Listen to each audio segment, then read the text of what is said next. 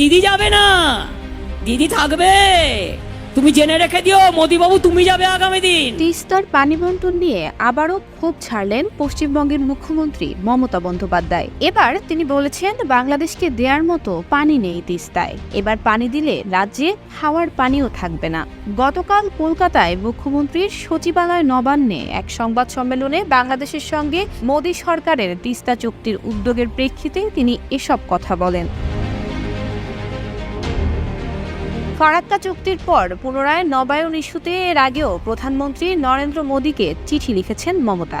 এদিনও ক্ষোভের সঙ্গে তিনি বলেছিলেন, আমাকে না জানিয়ে ফারাক্কা চুক্তি নবায়ন করবে। ফারাক্কায় ড্রেজিং করা হয় না, যার ফলে শুধু পশ্চিমবঙ্গ নয় বিহারও ভাসে। তবে মূল ক্ষতিগ্রস্ত আমরাই। 250-টিরও বেশি ডিজাইন অপশন নিয়ে ওয়ালটন স্মার্ট ফ্রিজ, বোঝে আপনার প্রয়োজন।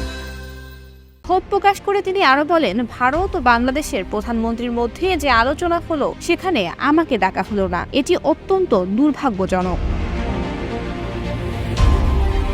সংবাদ সম্মেলনে পশ্চিমবঙ্গের দক্ষিণ দিনাজপুর জেলার বালুরঘাটের উপর দিয়ে বয়ে চলা আয়ত্রী নদীর উপর বাংলাদেশ তাদের সীমানায় যে বাঁধ দিয়েছে তার উল্লেখ করে মমতা বলেন, এই বাঁধটি করার সময় আমাদেরকে জানানো হয়নি, আর তাতে কিন্তু অনেক মানুষ খাবার পানি পাচ্ছে না। পানির একটা তীব্র সংকট তৈরি হয়েছে। আমি এ বিষয়ে ভারতের প্রধানমন্ত্রীকে অনেকবার বলেছি, কিন্তু তা সত্ত্বেও আজ পর্যন্ত নেওয়া হয়নি কোনো ব্যবস্থা।